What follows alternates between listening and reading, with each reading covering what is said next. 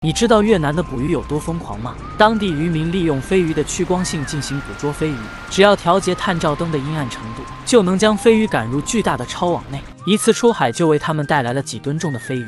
出海之前必须准备巨大的渔网，渔网的两端绑上超长的木棍，形成一个巨大的超网，起到了快收快放捞鱼的功能。最主要的还是这16盏大功率的探照灯，引诱飞鱼游泳的动向。为了能使探照灯正常照明，船舱内还配备了2台大容量的发电机，船顶上还要安装几十台 LED 灯和白炽灯，这是为了使附近海域的飞鱼聚集到船只的附近。船内配备了各种现代电子控制系统，出发之前还要准备大量的冰块，冰块是用来保鲜收获上来的渔获。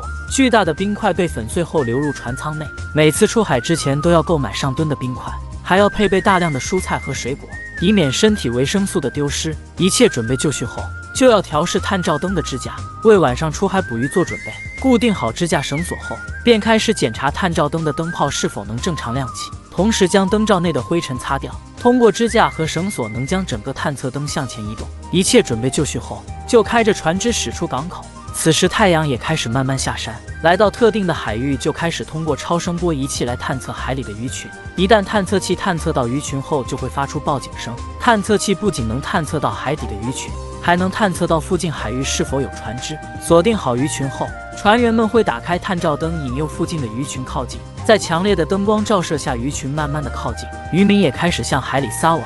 成群的飞鱼不断地向灯光靠近，从远处可以看到有不少的渔船利用灯光进行诱鱼。灯光越明亮，海里的鱼儿越活跃，不断地向着灯源飞去。随着灯光的暗淡，飞鱼会停止跳跃，直接进入了渔民布置好的超网内。此时就可以直接从海里收回渔网，满满的一大网兜都是飞鱼。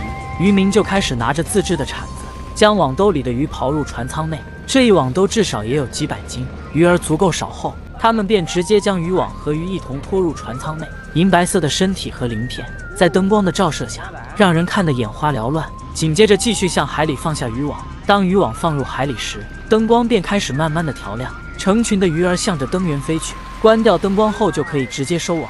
飞鱼也叫青鱼，它们喜欢成群活动，这样可以防止其他鱼类的攻击，但同时也意味着用渔网捕捞它们是一件轻而易举的事情。紧接着第3次撒网继续向海里进行。灯光开到最亮的时候，鱼群都会聚集到这片区域。随着灯光的调暗，鱼群会不断地向灯源靠近，灯光的焦点聚集到渔网的上方，成千上万的青鱼直接向着渔网飞去，如同飞蛾扑火。飞鱼属于冷水性上层洄游性鱼类，体长在20厘米左右，一般体重不超过半斤。正是这些长不大的飞鱼是它们捕捉的对象，也是它们经济的来源。收获上来的飞鱼大多数会卖给当地的商家做成飞鱼罐头，部分会卖给当地的村民。第4网正在紧锣密鼓进行中。飞鱼能够调节自身对光的适应能力，使鱼体能顺利地进入各种深浅不同的水层中捕获食物。正是飞鱼这种特性，被当地的渔民拿捏住了命门，想出了用灯光诱鱼的方法捕捉飞鱼。这一网也是满满当当的一大网兜。飞鱼是重要的经济鱼类，其鱼群之密，个体之多无与伦比，可以说它是世界上产量最大的一种鱼。此时整个甲板装满了大量的飞鱼，他们会利用准备好的篮筐装起来，很快就装满了几十筐的飞鱼。为了保持新鲜，他们会将装好的飞鱼拿到船舱内，同时用准备好的冰块进行保鲜。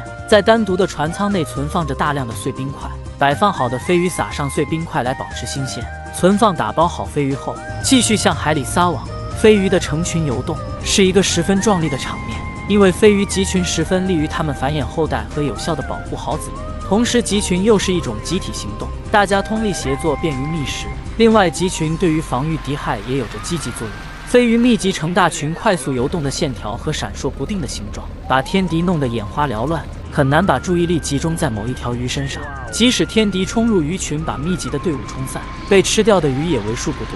所以集群行动在飞鱼的生活中有着极其重要的意义和作用。即便进化得如此先进，还是逃不过人类聪明的大脑。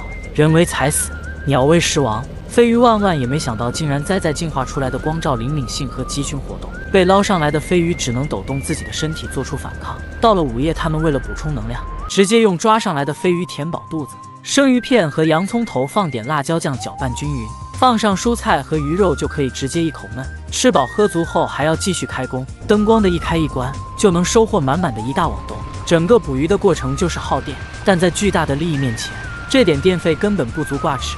他们的工作会持续到凌晨5点，直至太阳开始出来。